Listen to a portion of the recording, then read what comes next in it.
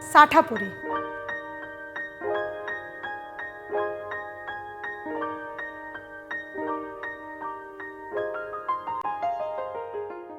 જય Jinendra. Welcome to Sanjeev Kapoor ખજાના.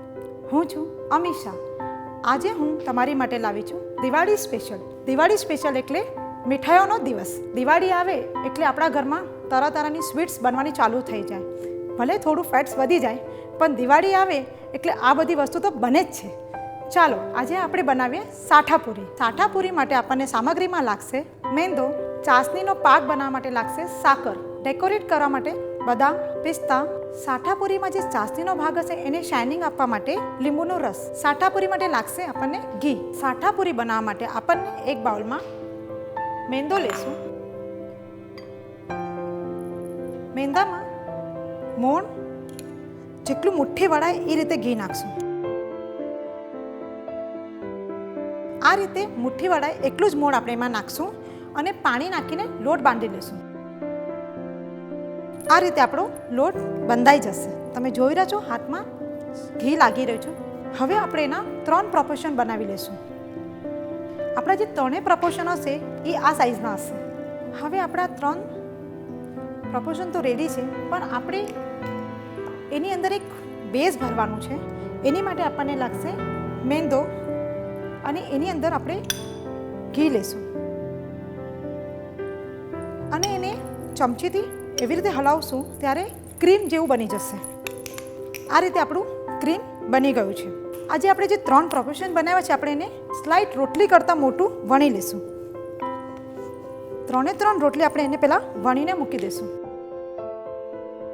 આ રીતે આપણે 3 રોટલી જેવું બનાવી લઈશું. હવે પહેલી જે રોટલી છે એની અંદર આપણે જે બેઝ બનાવ્યું હતું એને પ્રોપર ફિલિંગ કરી લઈશું. એના પર પાછી બીજી મૂકશું, એને પણ ફિલિંગ કરી લઈશું. ના ત્રીજી પણ એના પર મૂકી દઈશું. પ્રોપર બેઝ રેડી થઈ ગયો છે. હવે આપણે એને હલકા હાથથી ફોલ્ડ કરશું. જે ફોલ્ડ કરશું એકદમ ટાઈટલી કરશું.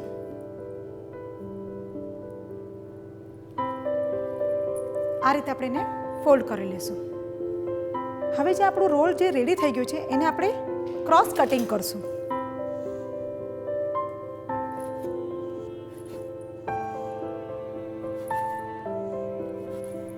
આપણું જે ક્રોસ કટિંગ થઈ ગયું છે એ પછી આ રીતની ડિઝાઇન બની જશે. હવે આપણે એને હલકું શું પ્રેસ કરીને થોડું ઓવલ શેપમાં એને વણી લઈશું. આ આપણી પૂરી તો બની ગઈ છે અને આપણે બીજી બાજુ ઘી પણ મૂક્યું છે ગરમ કરવા માટે. ત્યાં સુધી આપણે ચાસણી જેમાં એ ડીપ કરવાનું છે એ બનાવી લઈએ. ચાસણી બનાવવા માટે આપણને લાગશે સાકર. સાકરમાં પાણી એટલું જ નાખવું જેટલી સાકર ડૂબે અને એ રીતે એની ચાસણી આપણે બનાવશું. આ આપણી ચાસણી તૈયાર થઈ ગઈ છે. એની અંદર આપણે 2 ડ્રોપ લીંબુના રસ નાખશું. એનાથી જે આપણે સાઠાપુરી બનાવી છે એમાં એક અલગ શાઇનિંગ આવી જશે. હવે આપણી ચાસણી તૈયાર થઈ ગઈ છે. સાથે સાથે આપણું ઘી પણ અહીંયા ગરમ થઈ ગયું છે.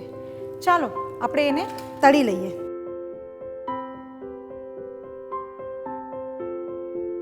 હરેક સ્વીટમાં નોર્મલી ફાસ્ટ ગેસમાં મૂકીને પછી એને ધીમી આંચ પર તળતા રહેવું. આ આપણી સાઠાપુરી થઈ ગઈ છે. હવે આપણે એને તરત જ ચાસણીમાં લઈ લઈશું. તમે જોઈ રહ્યા છો એને પ્રોપર ચાસણીમાં ડીપ કરીને એક ડીશમાં કાઢી લેશું.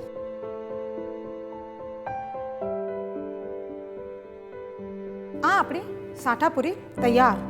એકદમ ખાવામાં મજેદાર. આ થોડી ગરમ છે એટલે આને થોડી ઠંડી થાય પછી એની મજા માણી શકો છો.